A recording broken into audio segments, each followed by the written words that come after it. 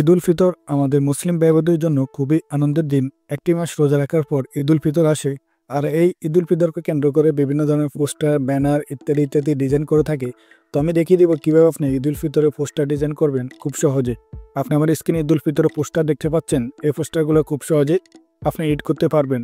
এই পোস্টারগুলা চ্যানেলের ভিতরে আছে, আপনি চাইলে এই ধরনের পোস্টারগুলো খুব সহজে তৈরি করতে পারবেন। তো আজকে আপনাকে দেখিয়ে দিব এই পোস্টারটি ডিজাইন করে। তো এই পোস্টারটি ডিজাইন করতে হলে আপনাকে যা করতে হবে, প্রথমে ভিডিওর থেকে আপনাকে 4 সংখ্যার পাসওয়ার্ড সংগ্রহ করতে হবে। পাসওয়ার্ডগুলো ভিডিওর মাঝে মাঝে স্ক্রিনে শো করবে, তার সম্পূর্ণ ভিডিওটি দেখার অনুরোধ রইল। এরপরে ভিডিও ডিসক্রিপশন বক্সে চলে আসবেন। ডিসক্রিপশন বক্স থেকে পিএলপি ফাইল, এই লিঙ্কে ক্লিক করে পিএলপি ফাইলটি পাসওয়ার্ডের মাধ্যমে ডাউনলোড করতে হবে। ডাউনলোড করার পর পিক্সেল ল্যাব অ্যাপসের মধ্যে আপনি ফাইলটি ওপেন করবেন। এরপরে নাম ও ছবি পরিবর্তন করে খুব সহজে আপনি ডিজাইনটি করতে পারবেন। তো আপনার পিক্সেল ল্যাব অ্যাপটা প্রয়োজন হবে।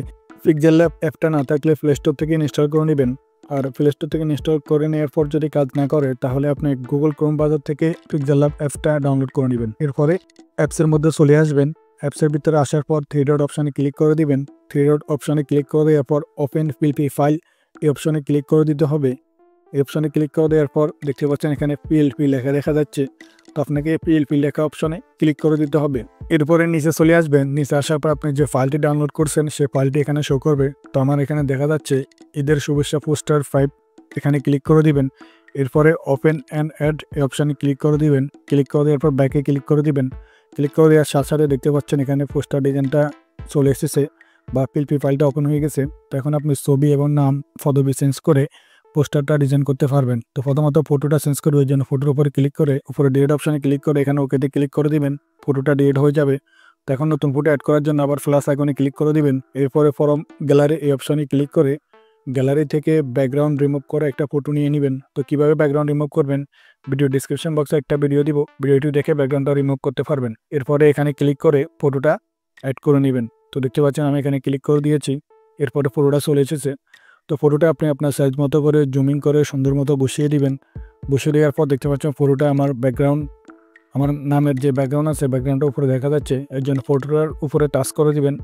টাচ করে দেওয়ার পর এখানে ক্লিক করে দিবেন। ক্লিক করে দেওয়ার পর একটু সাইডে চলে আসবেন। সাইডে আসার পর দেখতে পাচ্ছেন টু ব্যাক, এই টু ব্যাক অপশানে ক্লিক করে দিবেন।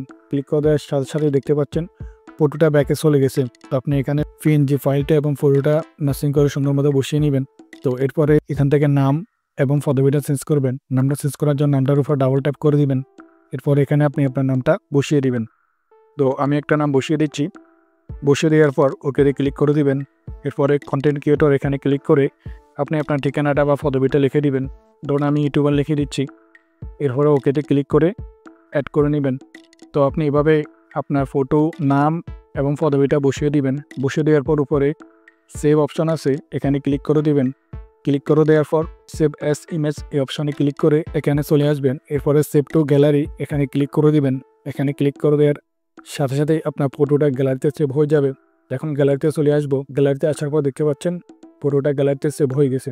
তো বন্ধুরা, আশা করি বুঝতে পেরেছেন কীভাবে ঈদ উল ফিতরে পোস্টার ডিজাইন করবেন। তো এরকম আরও পোস্টার আমি আমার চ্যানেলে আপলোড করেছি, আপনারা চাইলে সেগুলো দেখে আসতে পারেন। তো বন্ধুরা, এই ছিল ভিডিওটি কেমন লেগেছে অবশ্যই কমেন্ট করে জানাবেন। ভিডিওটিতে একটা লাইক করবেন, নতুন হলে চ্যানেলটি সাবস্ক্রাইব করবেন। ফেসবুক পেজ থেকে দেখে থাকলে পেজটি ফলো করে দিবেন। শেয়ার করে আপনার বন্ধুদেরকে দেখার সুযোগ করে দিবেন। ধন্যবাদ।